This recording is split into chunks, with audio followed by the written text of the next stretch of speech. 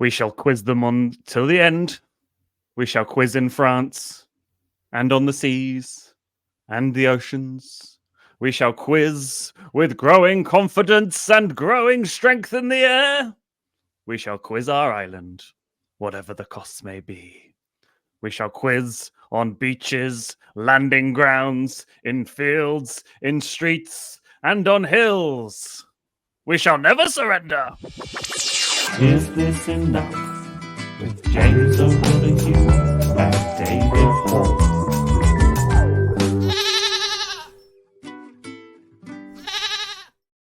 Hello and welcome to episode 35 of Is This Enough? The really brilliant game show that is both brilliant and excellent. 35 means this podcast is now as old as I am. Presumably it has also begun to give up hope of ever being the star quarterback for the Baltimore Big Boys. We've made up 3 rounds for each other. And neither of us knows what the other has prepared. All is to play for, as there is prize for the winner and a forfeit for the loser. With me as ever is comedian, actor, painter, and all-star quarterback James O'Donoghue. Let's go, Mets! What, like the art gallery? Let's go to the Metropolitan Art Museum. Very good, very good. I don't know. Are we pretentious because we prefer that to the football Mets? Sorry, what was your question? I was in London, where I live. I live in the tallest building in London.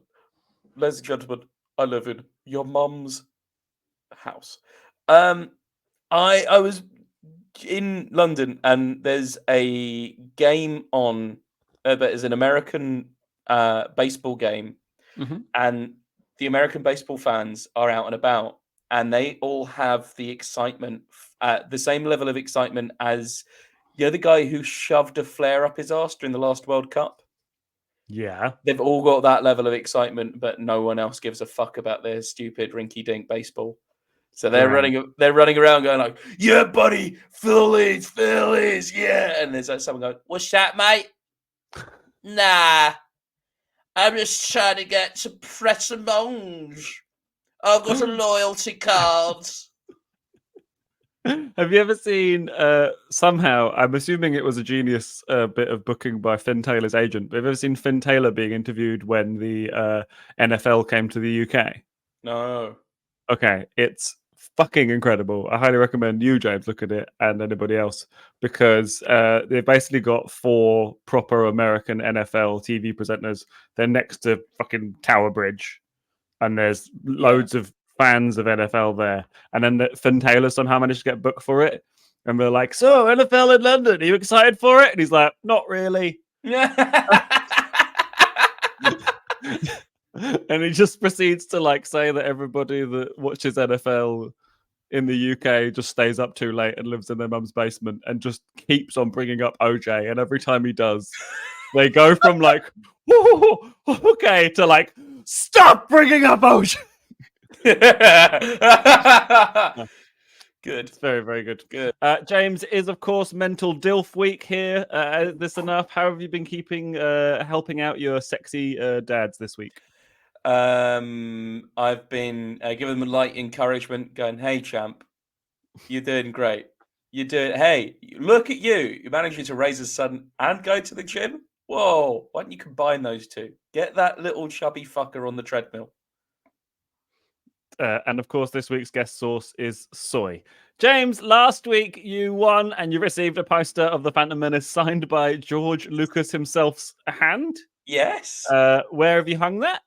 I've hung it where the sun don't shine, because I don't want UV radiation diminishing the quality of the poster. So it's currently in my anus. Very good. Well, good enough, because last week I lost and I received a Phantom Menace poster, but signed by George Lucas's ass, and I've hung it in the Louvre next to that urinal. We hope you'll play along at home. That's a very cultured joke from the gang. Not the urinal that's on display, just one of the ones in this. Oh, I thought that was a bit of Dadaism. I thought this is the cultured episode. I should drink black coffee more often. Also, I am having a coffee. just the little peek behind the curtain here. We just recorded one. I was hungover, and I've realised that in the break I've eaten. I didn't know at all. That's amazing. But I've eaten a big tomato. And I'm having a coffee, and I feel great. If this podcast was doing better, there'd be like a news thing on something like the Daily Mail being like, "A big tomato's the new hangover cure." Yeah, no, it's the Hanover cure. This is what we're going to give to kill Queen Victoria. James, would you like to know this week's prizes and forfeits? I should also say that you've got a coffee. I've got a cup of tea. I already had a coffee and I had tea earlier. So I think this is going to be like caffeinated, but also tired. Would you like to know this week's prizes and forfeits? God damn it, David. Show. Tell me the yes, please. It's Jules Holland there. It's crazy. James, if you win this week's exciting episode 35 of Is This Enough, you will win a Spider-Man weighted blanket. Oh! You can have anxiety and snuggle up with Spider-Man. I love snuggling up with Spider-Man. What Spider-Man is on the blanket? The best one, PS1. Yes! James, I'm not already at full health. No. James, if you lose this episode 35 of It's Enough, you will receive asbestos. Oh, God. So there really is all to play for. James, do you think this will be enough? I fucking hope so, because to be honest, the amount of rental properties I've lived in, I probably can't deal with any more asbestos. Keep it light, keep it tight, please don't fuck my wife. Keep it light, keep it tight, please don't fuck my wife. James, it's over to me for round one. Round one. James O'Donoghue. When you were in Ireland, did you get anybody being like, because you've got an O apostrophe? So if you go to Ireland and you say with my little Johnny English, little London lad accent, I'm Irish, I'll have you know, they'll say, go fuck yourself. This is a mistake that Americans make a lot. But if you don't say that, they will start to look for the ways in which you are Irish if you're getting on with them, because it's a thing in some cultures of like, no, you must be one of us. And it's like my Jewish side of the family do it all the time. Any celebrity, my aunt will be able to find a way that they're Jewish. Okay. But yeah, no, I was in a taxi, and the taxi driver, it was like a nice taxi chat. Taxi driver on the way home, he was like, and where are you from? It's like, from London. It's like, your family always from London? It's like, actually, no. It's like, go on then. Where do they come from? They actually, some of them came over from Ireland. What's your last name? O'Donoghue. Jesus. Very blasphemous compliment there. That's good. Yes, it was good. James, round one is called General No Edge. As far as we can tell, there is no edge to the universe. Space spreads out infinitely in all directions. Furthermore, galaxies fill all space throughout the entire infinite universe. This conclusion is reached by logically combining two observations.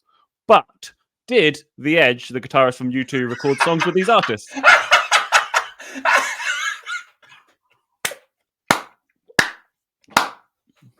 James, are you aware of The Edge, the guitarist from U2?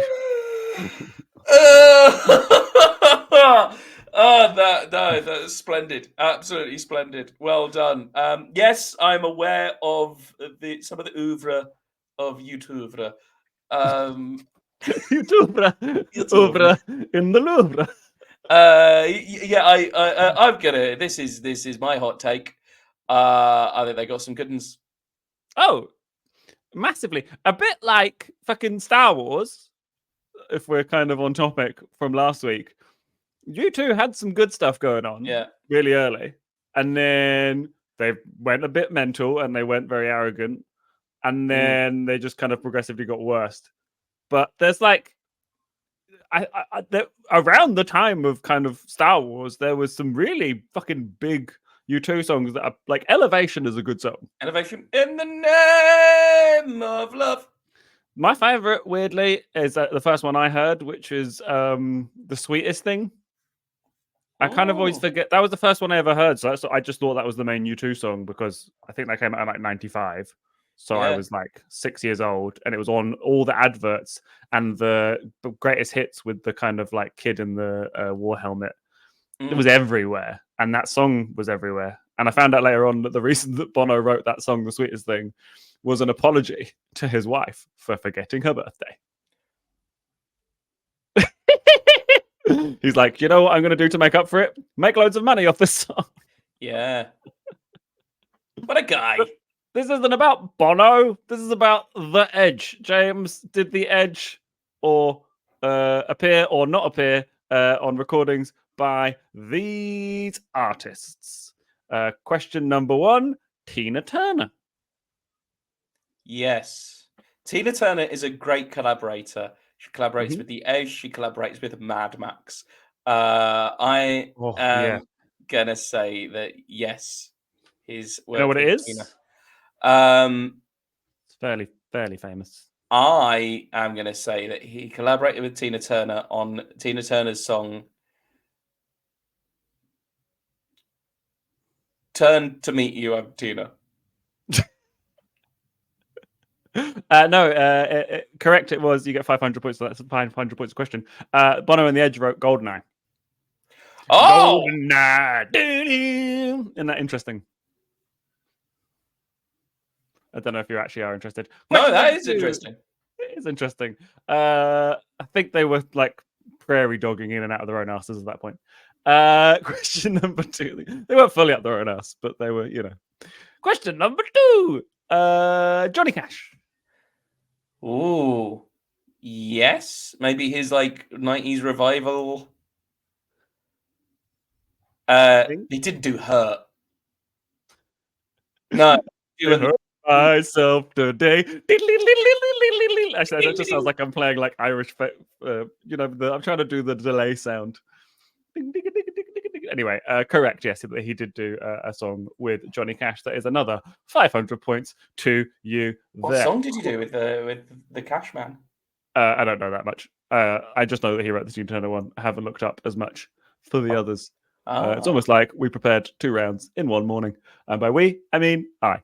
James, question number 3. Did The Edge do a song with Pavarotti? Yeah. Yeah. You said that like you've got follow-up thoughts. Who wouldn't? It's not who wouldn't want to do it. It's whether he did or not. I would say he did. I feel like, yeah, they were be correct. There we go. He was singing down a delay pedal. Yeah, I guess so. Nessendomer in the name of... question number 4, Jay-Z. Well, I think you'd be lazy not to. Yes, he did. You drive me, Jay-Z. You're my taxi chap. Correct. That's another 500 points for you there. Number 5, the Cheeky Girls. Oh. Yes, because the Edge is short for Lembedge Opic. No, James, that isn't true. He left it up to Lembit Opic. Have I ever told you about the time that I saw Lembit Opic do a speech?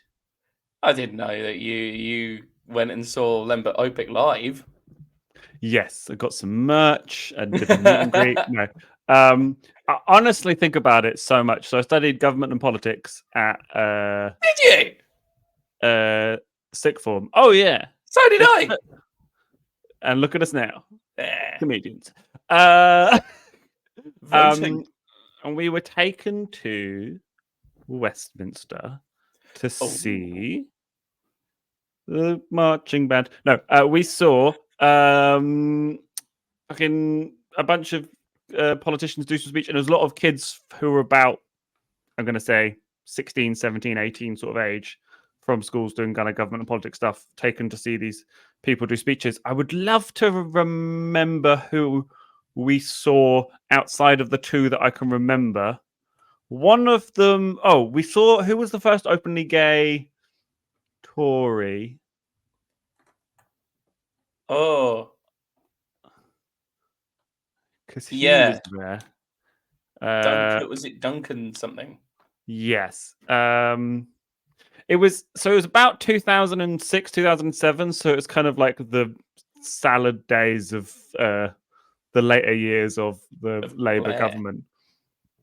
And it kind of was looking like it was about to all fall to pieces, as it did. The two people that I remember the most were Charles What's-His-Face, the then head of Liberal Democrats.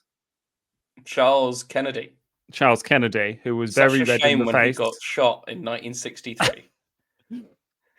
And he was very red in the face and was kind of like, Mm. it seemed like Lib Dems might have a bit of a rise, which obviously they eventually did with Nick Clegg. But he was a bit like fiery and a bit like red in the face and wasn't quite able to deal with all these kids asking him weird questions. And I think about a week later, he resigned for alcoholism.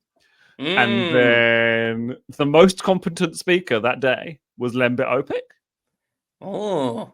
And he was really articulate and really like good and really galvanizing for the youth and didn't speak down to us. And he was talking about how he wanted to lower the voting age to 16.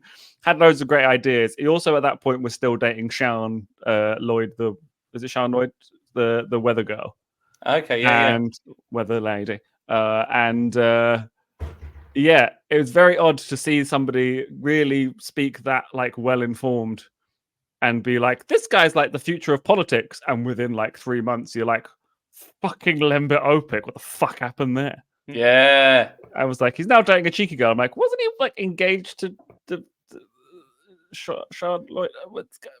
Anyway, yeah, it's very, very, very, very odd memory of mine.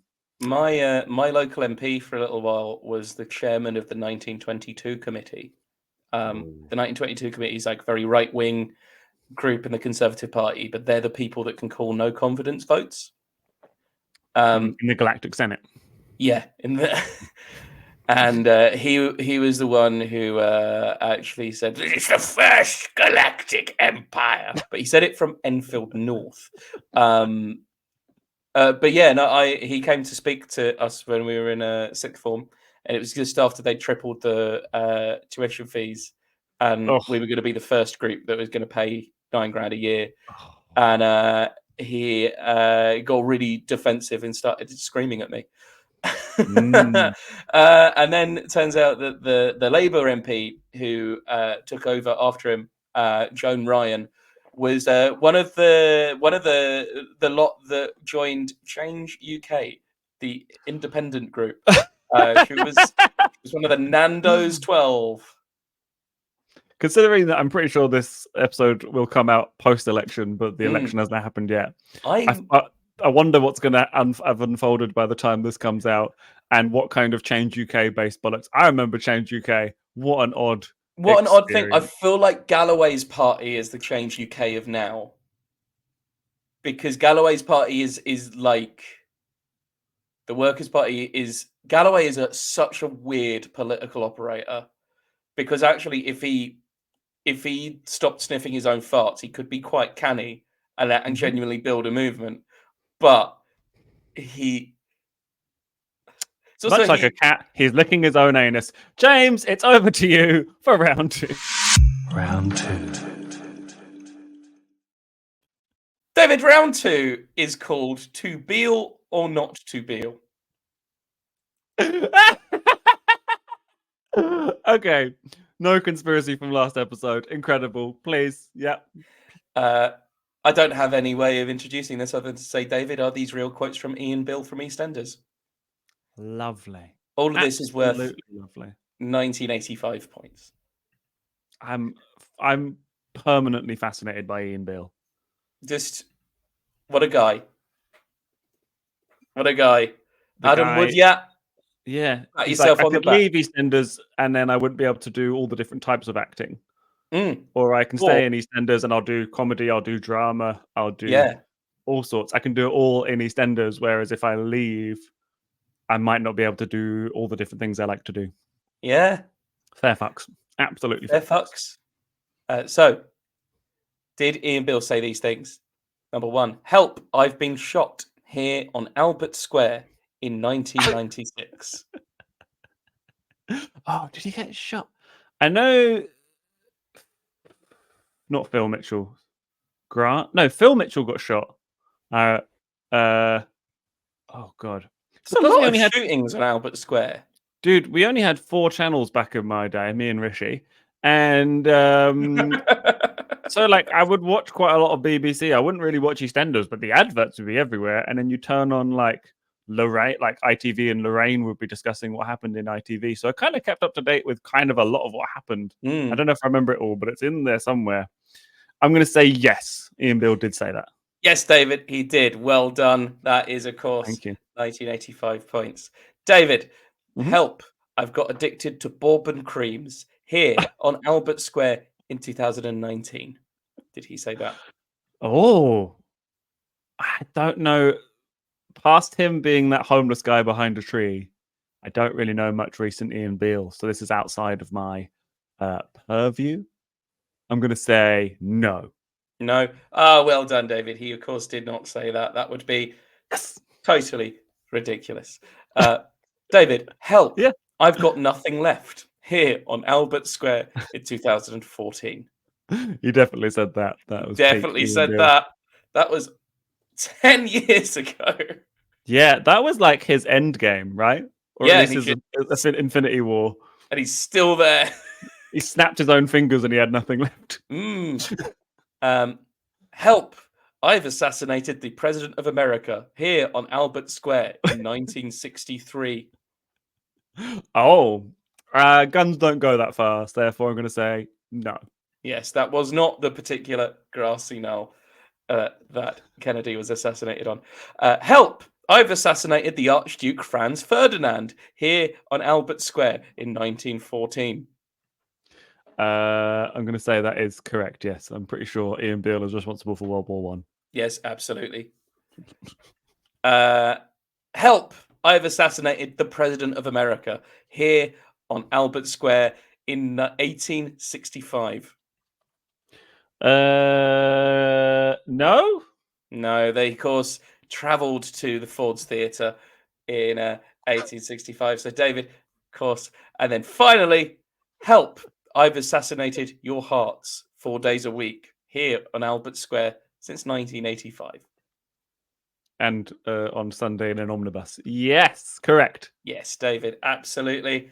He has. Thank you very much, Ian Beale. So, David, at the end of From that the round... first episode, right? He's in the first episode of EastEnders. And you know what? He'll be in the last.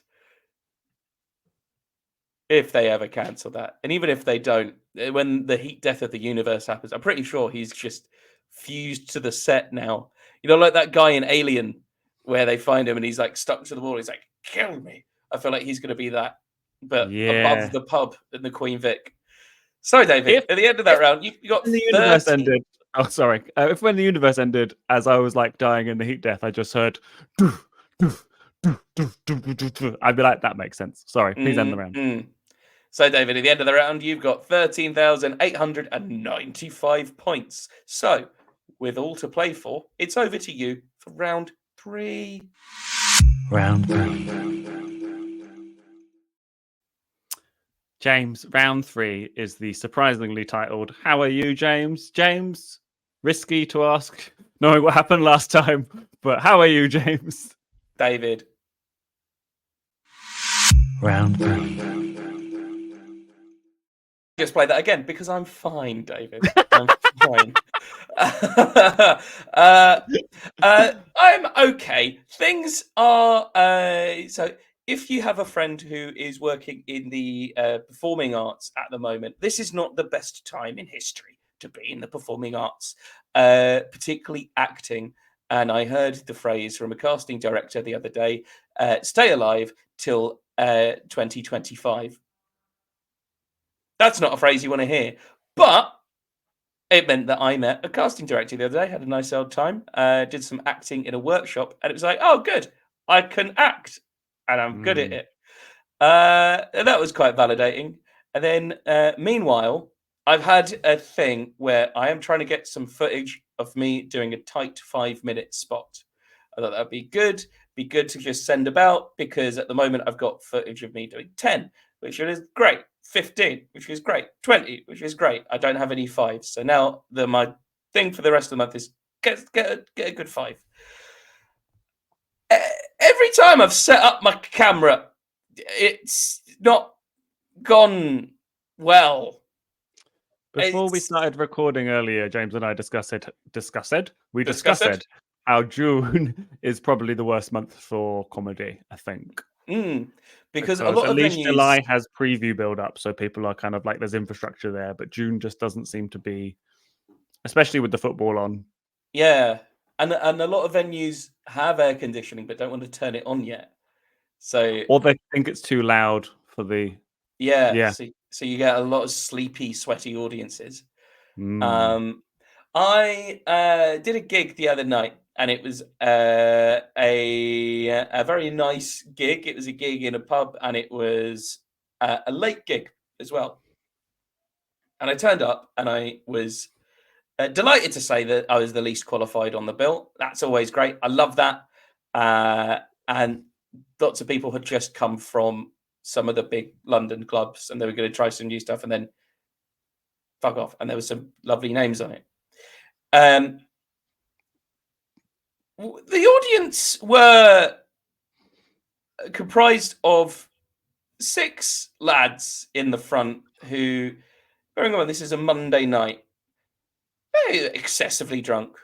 And they all worked in finance, which tells me that a recession is imminent. And then at one point, someone just got up and used the fruit machine at the back. Did they win? No, they stormed out really angrily. But they also left behind a 4-pack of toilet paper. And then they walked back into the pub and picked up. You have to go past the stage in order to get in and out as well of the venue. Then that's the sort of thing that if you put it in a sitcom, somebody would say that's not very believable. Yeah. Then a man came in. He kept coming in and out with the biggest dog you've ever seen. Bring dog to comedy. Love it. The biggest fucking dog. It's a very well-behaved dog. But it was like a bear thing. And he was just sat in the front, and the dog had its own chair. Then there was a bloke at the back who was just scrolling on Russian TikTok, just really loudly scrolling on Russian TikTok. And the MC went, "Mate, you mind?" The MC ended up heckling an act, but not the act. He was heckling one of the audience members who was being a rude twat. And then the owner of the venue told the MC off for reclining too much on a sofa. It was weird. So I recorded it, and it's unusable. It's good for looking back at, like, I can do tough crowds and I can flex those muscles. There's useful muscles to flex. It's a bit like leg day. But then I booked in another gig, and it was a nice gig. I'd done it before. I turned up. I was like, you could go on first, you could go home afterwards. Like, lovely, easy, really lovely crowd. And I went on stage. I was like, filming it, small but very like friendly crowd. I just need a good 5, and I fucked my first joke up so much. This is a joke that I've been doing for years at this point. Fucked it up so much it derailed me, and then I just had a chat for 7 minutes. It was a really nice gig. It was a really good gig, but it was useless for my purposes. So I've got a 10 minutes gig next weekend that I know is going to be a good one to film, but it's 10 minutes, so I'm going to have to split it right in the middle. And I've been working on I'll be working in a way that I'm going to be a good edit point to finish. Is in the middle of the set, I'm going to go, guys, you've been absolutely fantastic. Then I'll cut the video here, and then while I'm still on social, go, I've still got 5 minutes left, but you guys look needy and in want of praise. That sounds fun. I will say, I had a whole thing about trying to get the right length of clip, because there's no the thing that James and I will often discuss is that there's no real rules to comedy, and there's no prescribed this is exactly it sort of thing. There's a lot of things that are well known and have been well documented, but even they can be the rules can be broken here and there.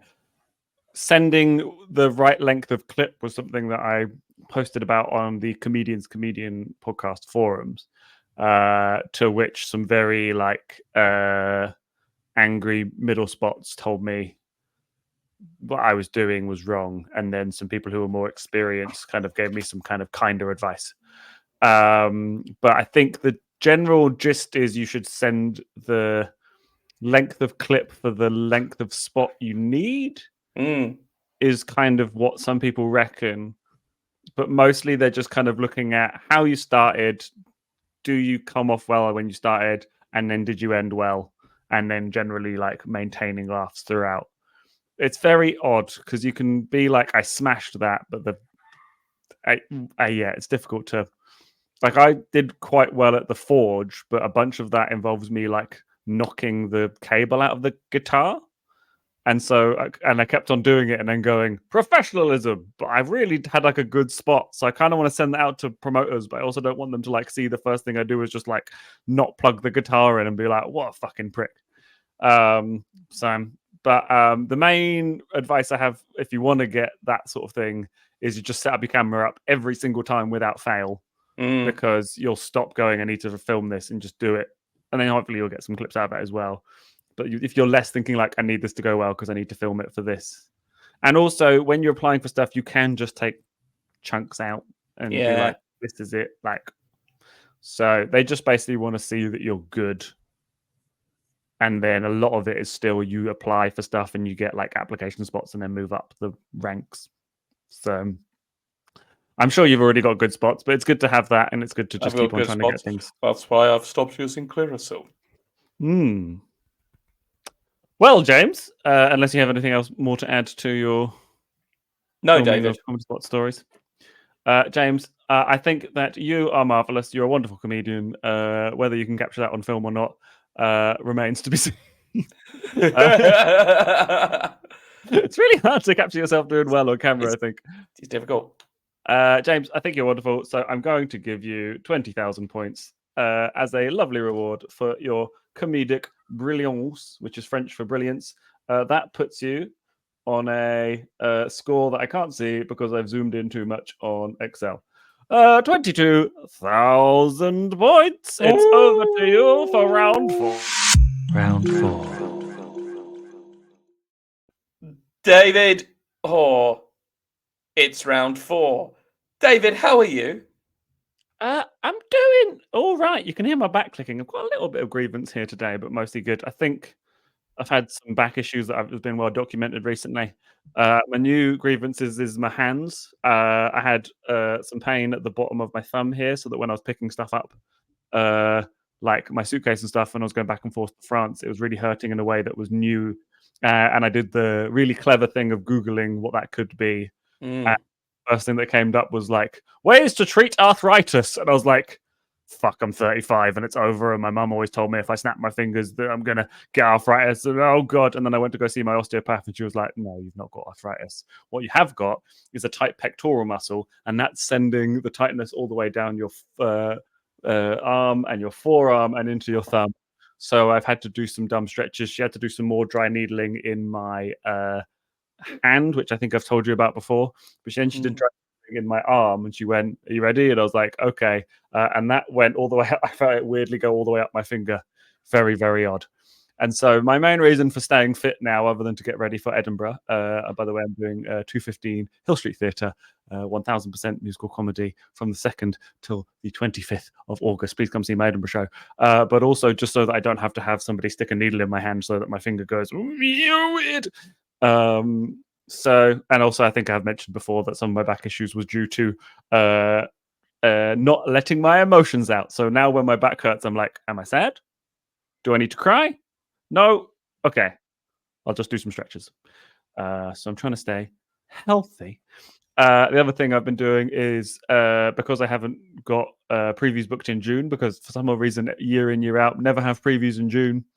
Don't know why. Got a bunch of them in July, so I will be testing it. So I've just been sitting. I go for a walk, listening to instrumental music, write down things on my phone that I'm thinking about for my Edinburgh show, and then I come home and do what I call splurge writing, where I just get my pen and paper and just write. So I'm thinking I'm getting closer to what I think the show will be. And the annoying thing is I kind of have to do what I think is best, test stuff in like 5 and 10 minute chunks and new material stuff, but I won't be able to see until the 3rd of July, which should be in the past when we release this episode. That's when my first preview will be. We'll just see where we're at. But I think the general gist of what my show is will be there. I just want to make it fun and not something that's the same every day, but I know what I'm doing. So, and I just keep having to remind myself that I have done quite a lot of work already. It's just I'm trying to I've written lots of material, but the material I'm really happy with is obviously a lot smaller than the material I've written. So it kind of feels weird when you're holding what you actually do have going I don't know if I've done enough. But then if you look at what you actually have done, you're like, oh, okay. So the trials and tribulations of trying to write an hour of comedy where at the end I'm just going to be like, dicks. But you work for 10 months of the year to get it right. It's very, very What a confusing. stupid job we've given ourselves. Oh, I can't do anything else. I keep on thinking, do I deserve to do this? I'm like, I did 10 years of retail and service industry. Yeah, you did your time. You did your time out in the field. So yeah, now I get to go doopa dicks. So yeah, so wavering in between how exciting it is that I get to be a comedian and oh god, why am I doing this? Good shit, David. Thank you. How wonderful. Thank you. Well, David, at the end of that round, I'm going to give you 230 points because your show is at 230 and also means I don't need to That's give 215. Oh, fucking hell, David. I'm going to give you 215 points. Oh, I just got myself less points there. Yeah. Take that. Those 15 points would have really set you apart. So, David, at the end of that round, you have 14,110 points. Very slightly behind where I am with 22,000 points. But we shall see where things go from here as we squeeze into round 5. Round 5. Round 5. Round 5. Round 5. Round 5. James, round 5 is called 1-star IMDb. We're going to say that again. 1-star IMDb Reviews 3 Tokyo Drift. Yes. Is the welcome return of the 1-star IMDb reviews. For those of you that don't know, if you want to see some people who are not of sound mind, but not in a way that would actually do anything bad to society, and they've just sort of concentrated it into writing stuff, please go look up 1-star reviews of a film you love on IMDb, and you'll see some mental people. Which is fun. James, this is for 250 points a question, as these films, there's 3 of them, they're all from the IMDb's top 250 rated films. Have you ever looked at that list before? I've not, no. Have you not? I guess you didn't work in Blockbuster and have time to kill, and that's part of the system, therefore you can look at it. No? Sadly not. When I was younger, I really wanted to work in Blockbuster because it looked like you could just be really lazy. And I did, but I realized that would have been a good job about 3 years beforehand when I didn't have aspirations and all my friends were getting hired post-university. And I was there like, would you like to watch Bridesmaids? Yeah. Oh, yeah, no. Blockbuster while Bridesmaids was out. Bridesmaids was one of the better films I saw. But that's an odd crossover time. Because that was a very early streamable. Yeah, it was basically, I remember my friend being like, hey, my parents have got a Love Film account and we've been getting DVDs from the post, but they've got this thing on the telly where you can just watch it on the telly, like films off the telly. And I was like, what, like the illegal streaming sites? And he was like, yeah, there's not many good ones. And I was like, let's see what's the worst one we can find. And we watched some absolute dog shit. And it was, including, I think, Grid Runners we watched. And I remember my friend saying it was the worst film ever. I don't really remember much about it, but I do remember it being dog shit. James, I'm going to read you some excerpts from reviews, from 1-star reviews from IMDb of a film that is in the top 250. So these are highly rated films, but these are 1-star reviews. So question number 1. This is from Hop217119998, left in November 2008. I was forced to watch this garbage the other night, and as expected, unless you're 10 years old, this sucks. What really... Oh, by the way, your is... Spelled wrong. Y-O-U-R, yeah. What really scares me is when adults try to tell me how wonderful this stuff it... I think he means is. Grow up, please! This is like every other Disney crappy movie that comes out, and the adults who like this give me the same reason as to why this is great every time they release crap like this. Oh, it's so cute. Or you need to have an imagination. Bottom line, no adult should be watching this crap unless they are immature or flat out stupid. Wow. What film is that from? It's a 1-star review of a film. So it's Disney, it's animated. There's cute things in it. Is it Up? Is it Inside Out? Is it Inside Out number 9? Hello, I'm from the November emotion of 2008. So November 2008. Is it one of the Toy Stories? Is it give you one more. Cars 2 Tokyo Drift? If there was a Cars and Fast and Furious crossover, that would be good. James, I'm really sorry. That was, of course, WALL-E. Oh!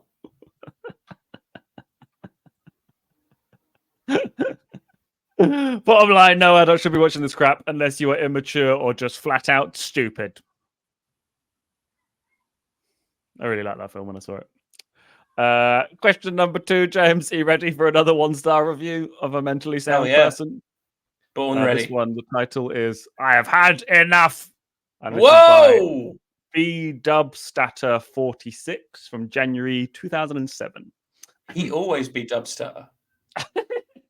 Let me just wet my whistle before I get into... A bit wet my willy. I'm just going to not let you do that. Please don't pick up a glass of water whilst you... If you gurgle now, I'm going to be very upset. Who's the real gluggle jug? If you turned out to be a gluggle jug the entire time, what a plot twist. It's got a really good weight. I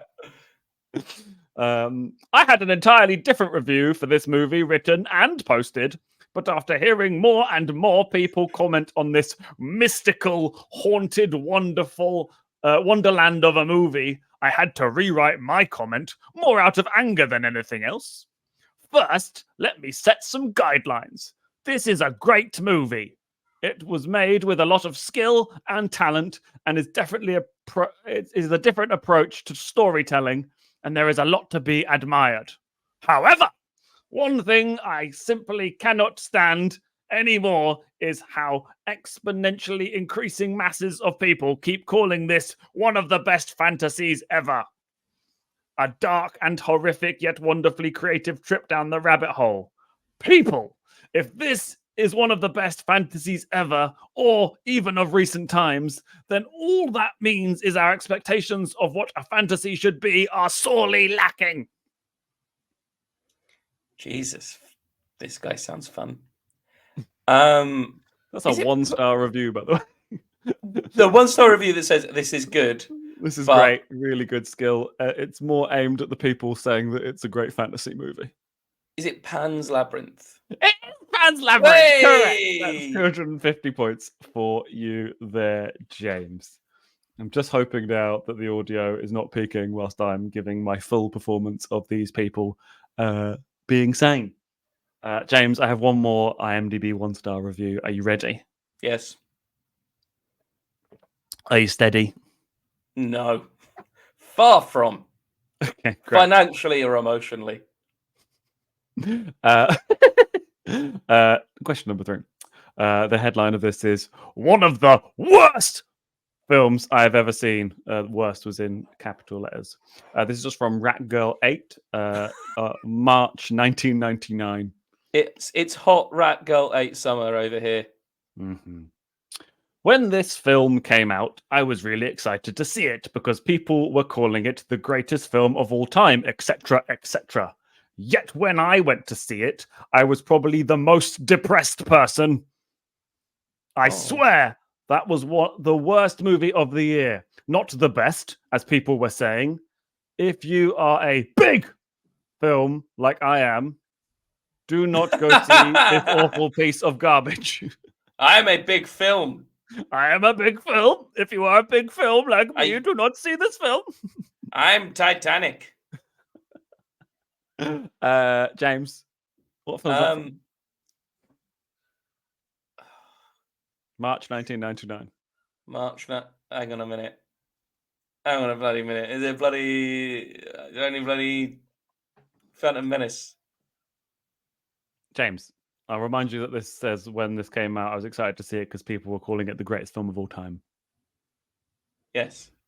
So you think that people are saying that Yeah, about some the Phantom fucking Menace? nerds. Is that your final answer? Is it Titanic? That was 2 years beforehand. Is it?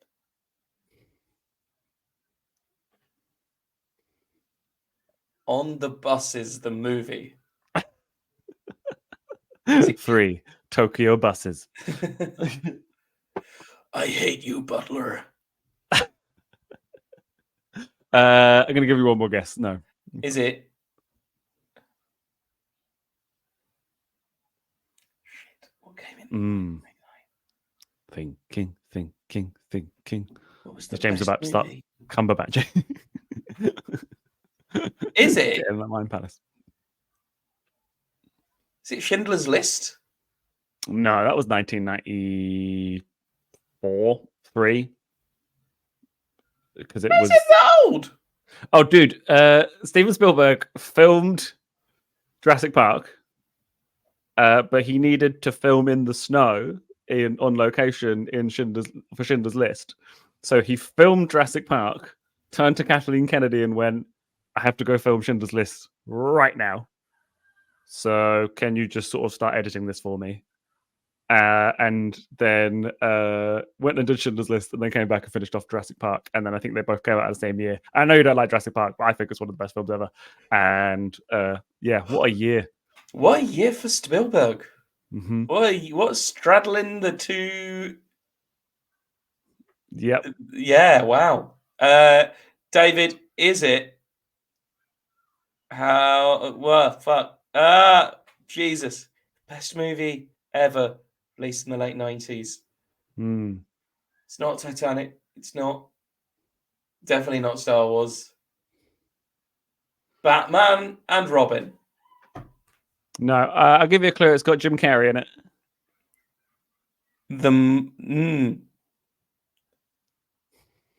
The Eternal Sunshine?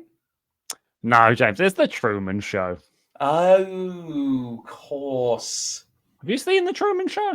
I've seen the same bit of The Truman Show 5 times, and that's right. That's the end. Oh, right. Yeah, when you turn it on and you're like, oh, The Truman Show's on. Oh, yeah. I think I did that. I finally went back and watched it. They made some weird-ass films in the 90s. Somebody was pointing out about like how weirdly specific the film Fly Away Home is. Yeah. No, like, they made some We need to get these geese back to where they belong. You gotta get these geese in your father's ass.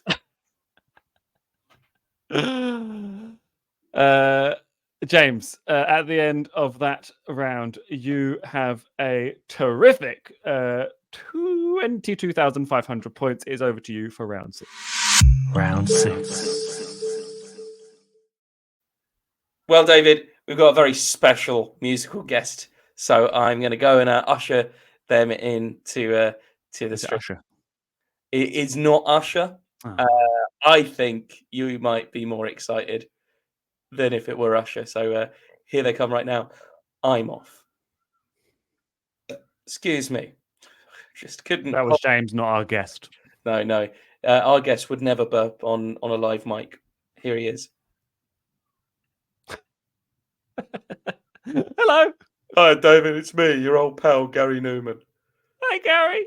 It's lovely to see you. It's good to see you as well. I'm not moving my face today. David, I love synths. They used to say to me, Gary, if you love synths so much, why don't you marry them? Well, just that I say no. That would be unethical, immoral, and downright legally dubious. You must never marry a musical instrument. In fact, I already have a wife. We're very much in love, and the idea of marrying anyone or anything else makes me feel very sad. David, I do love the sound of synthesizers, though, on a musical level. I think there are loads of songs that would sound better as synthesized soundscapes. And what's more, I wish to prove that hypothesis or hypothesis. Now we're laughing. We're having a good time. I'm rough.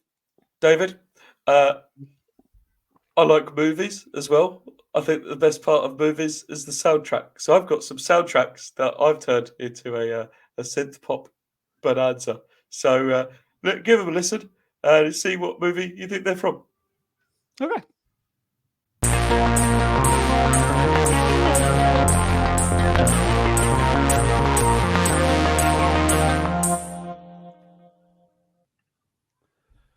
Do. Is that Lord of the Rings? Oh no, David! It's another big totemic franchise. Isn't it Titanic? That Titanic is a franchise. I said totemic. What? Totemic. Totemic. Tentpole Oh. franchise. The Avengers? It's a few decades before Lord of the Rings and the Avengers.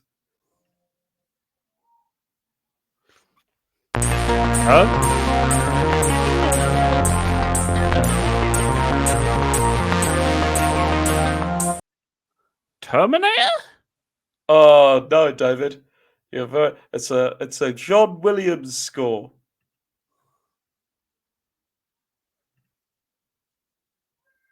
But it's a franchise. Yes.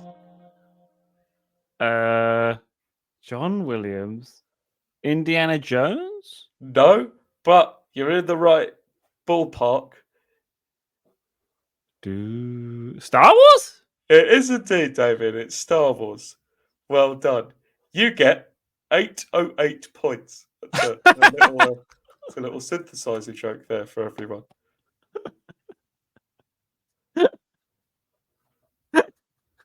Well done. This is tickling all my buttons. Here's the next song.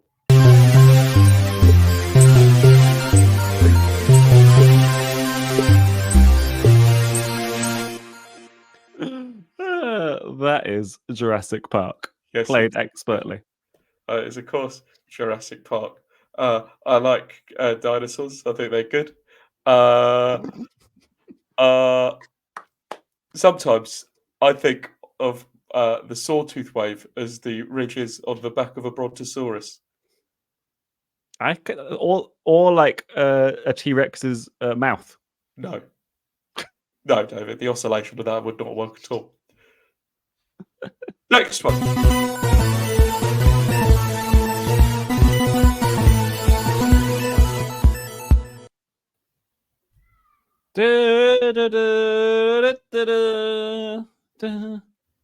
Oh, is that Indiana Jones? No, it's not. Is it a film I've mentioned already? This is actually from a TV show. It's a little bit cheeky there. Oh.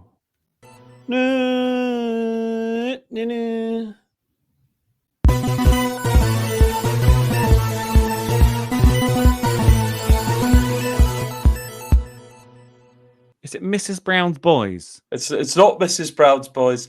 I think they'd be very upset if you said that, but I won't tell them. Oh dear. I won't tell Larry that you said that. Oh, curb your enthusiasm. Yes, it is, David. Well done. That's another 808 points. You're certainly smashing through this. This one, this might be a little bit difficult.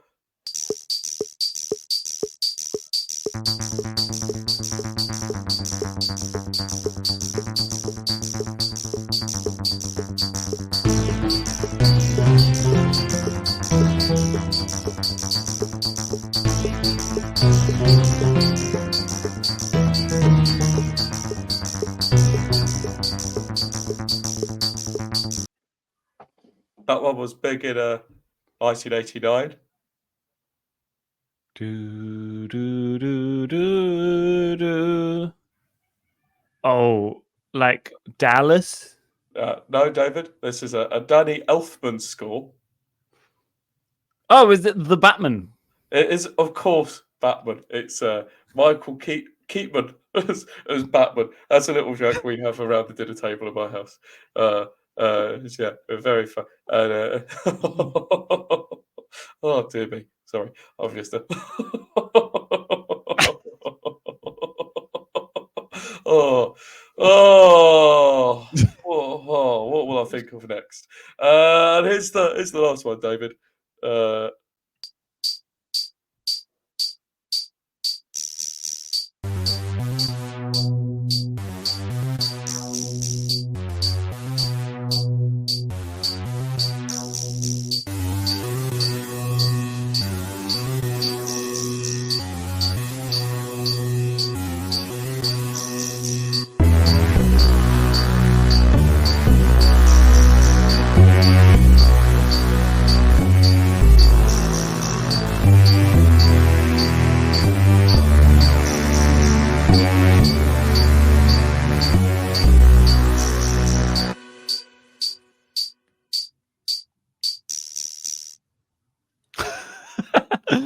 I must say, you went to town on that one, but I have absolutely no idea. David, I'll tell you what. I tried watching that film, but I didn't really understand it. It's all French to me. Is it Inception? No, Oh, is No. it La Haine? no, Is it Belleville Rendezvous? no, David. Imagine. A French Connection? No, The French Dispatch? the French isn't in the title. It's more of a celebration of urban Paris. Bilbo Baguettes? No, it's like a celebration of the love one might find in urban Paris. Emily in Paris? No. Weirdly enough, the death of Princess Diana plays a key part in the early plot.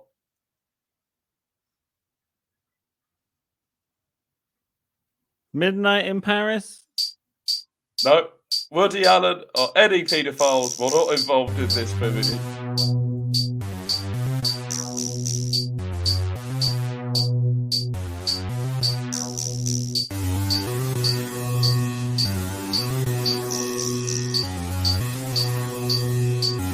Oh.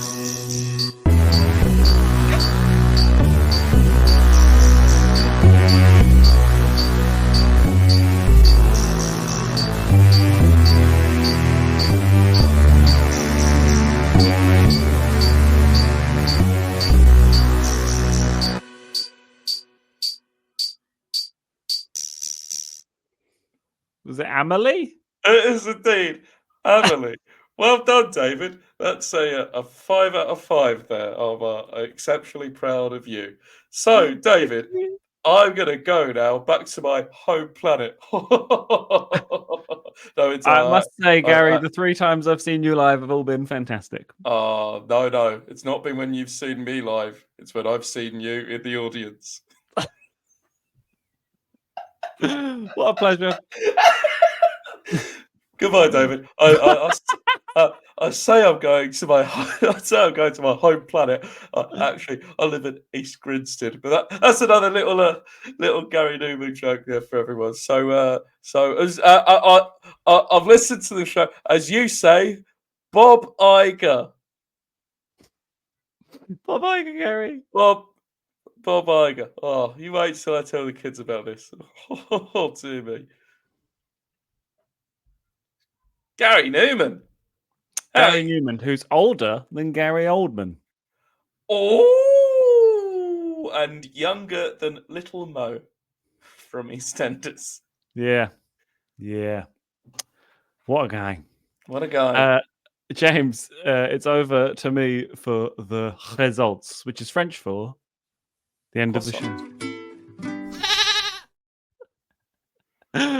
James, at the end of this very exciting episode 35 of Is This Enough, I have 18,150 points, which sometimes that's enough to win. But this time, no. But it's very close because you had 22,500 points, which means you win a Spider-Man weighted blanket. And as a little extra reward, you get to choose the Spider-Man that you would like. Oh, hot diggity dog. I would like the insane Japanese Spider-Man from the 60s who used to call himself the Emissary of Death. Hooray! And I get my own Emissary of Death, Asbestos. Oh, James, no. if people have enjoyed the show, they can follow us at Is This Enough Pod on Facebook, Instagram, Twitter, TikTok, and YouTube. Or they can email us at isthisuenoughpodcasting@gmail.com. Please tell us your favorite rounds. Please give us film suggestions for any other film episodes. If you've got any other topic suggestions for rounds, please do. Or just tell us something that you found slightly confusing, but only slightly. James, where can we find you on the internet? The French champagne has always been cited for its excellence. There is a California champagne by Paul Masson, and you can find that on my Instagram. It is that James O on Insta. And if you would like to find me on TikTok, where I have 5 terrible videos, you can find me at Let the James Begin. Fantastic. You can find me at David Hoare LOL on Facebook, Instagram, TikTok, and YouTube. Please come see my Edinburgh show. It's at 2:15 at the Hill Street Theatre. It's called 1000% Musical Comedy from the 2nd till the 25th of August, not the 13th. I'm really stifling a burp right now. I only got some of it out. James, do you think this has been enough? Come back? That big tomato's come back to haunt me. David, I do believe that this has been enough for now. Great. It's Bob Iger from me. It's Bob Iger from me.